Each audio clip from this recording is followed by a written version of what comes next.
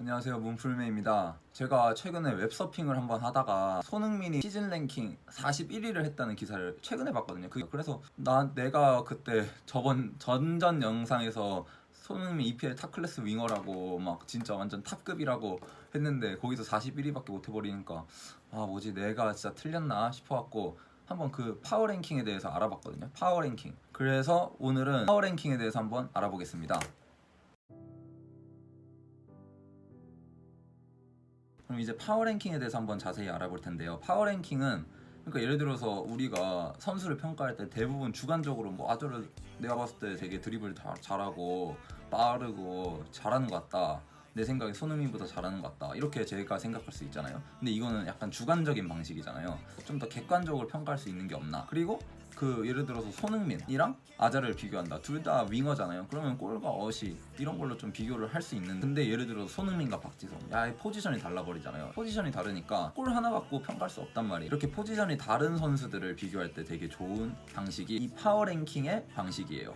그래서 이제 EPL 선수들 골키퍼부터 수비수, 미드필더, 공격수까지 다 아우러서 누가 제일 잘하냐, 이거를 랭킹을 매길 수 있다는 거죠. 이게 되게 재밌는 요소인 거죠. 그래서 이 랭킹을 어떻게 매기느냐, 총 33가지의 자료를 갖고 자료들을 약간 어떤 거에 가중치를 주고 어떤 거에 가중치를 덜 주고 해갖고 종합해서 총점을 내서 랭킹을 매기는 거예요. 가중에서 주고 가중에서 안 주고 이게 무슨 말이에요 라고 할 수 있잖아요. 그래서 그거에 대해서 좀만 더 설명을 해보면, 예를 들어서 골키퍼랑 공격수가 둘 다 똑같이 한 골을 넣었는데 이 골키퍼가 넣은 한 골 좀 더 큰 가치를 갖고 있잖아요.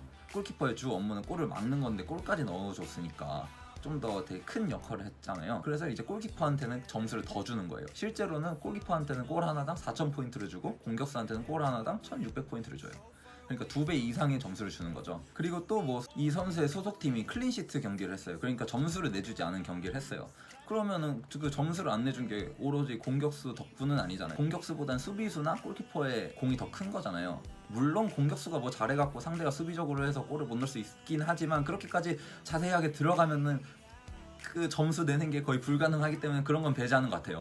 그래서 어쨌든 그런 클린시트 경기 하나당 골키퍼한테는 점수를 주고 공격수나 미드필더한테 점수를 안 준다, 이런 거죠. 이런 식으로 약간 가중치를 주고 가중치를 안 주고 이렇게 해서 총 점수를 매겨서 랭킹을 매긴다, 이게 파워 랭킹이에요. 또 파워 랭킹은 크게는 두 가지 방식으로 나눠요. 인폼 차트랑 시즌 차트, 이 두 가지 방식으로 나뉘는데, 인폼 차트가 뭐냐면은 현재 5경기 동안 얼마나 폼이 좋은가, 그러니까 최근에 얼마나 잘하고 있냐, 이거를 판단하는 차트고, 두 번째로 시즌 차트, 이거는 그냥 전체 시즌 동안 얼마나 잘했냐, 이걸 판단하는 게 시즌 차트예요. 근데 인폼 차트를 어떻게 매기냐면은 아까 했던 33가지 방식 있잖아요. 그걸로 한 경기당 점수를 매기는데, 근데 인폼 차트는 최근 5경기 동안에 얼마나 잘했느냐를 평가하는 거니까 그전에는 점수에 안 들어가요. 예를 들어서 지금 26라운드예요. 그러면 22라운드, 23라운드, 24라운드, 25라운드, 26라운드까지 이 5경기만 점수에 들어간다는 거죠. 21라운드 이전에는 어떻게든 상관이 없어요, 인폼 차트에서는. 그래서 몰아치기에 능한 손흥민이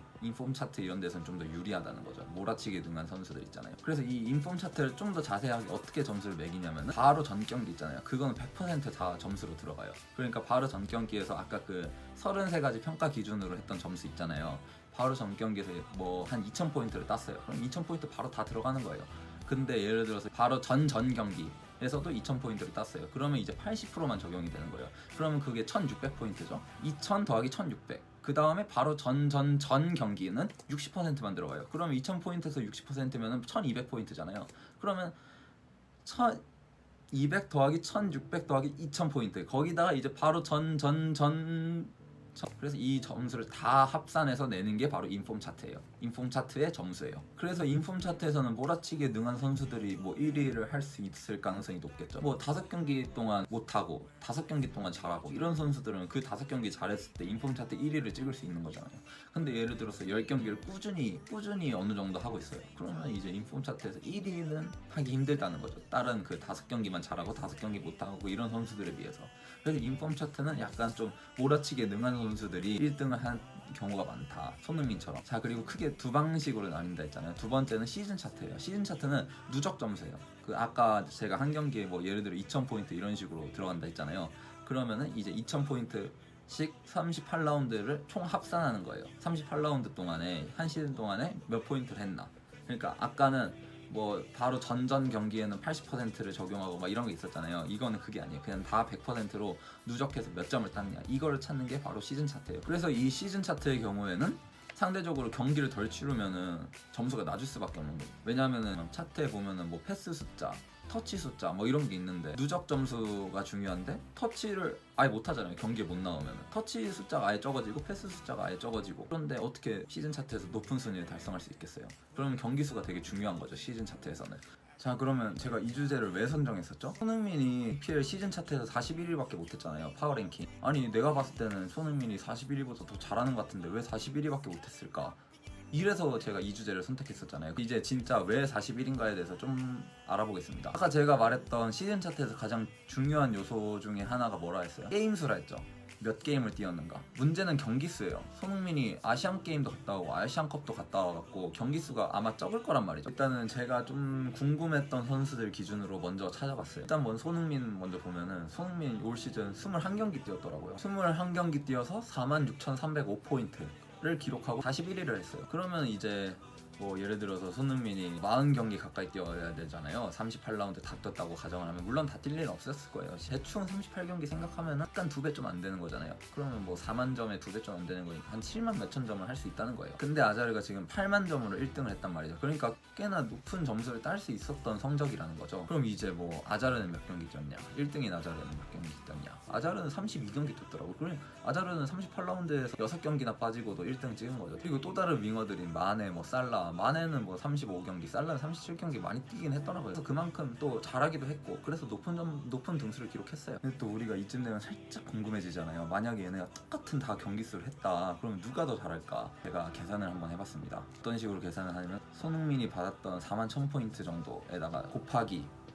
21경기를 떴잖아요. 그럼 21경기를 38로 바꿔줘야 돼요. 21분에 38을 곱했어요. 이런 식으로 하는 거예요. 예를 들어서 뭐 아자르면은 아자르가 받았던 뭐 8만 점 정도에다가 32분에 38을 한다던가 이런 식으로 해서 다 똑같이 38 정도로 하면은 얼마 정도 점수를 냈을까? 그래서 제가 이걸 한번 지금 계산을 해봤는데 빵! 그럼 이제 결과가 되게 재밌게 나오죠. 1등은 역시 아자르. 압도적이에요. 95,000점. 그러니까 32경기 뛰고도 8만 점을 찍었으면 진짜 압도적인 거거든요. 왜냐면 살라가 37경기 뛰고 8만 점을 못 찍었으니까. 근데 95,000점 정도 압도적인 선수. 그러니까 레알 갈만한 선수다. 그리고 이제 2등이 누구죠? 손흥민이죠.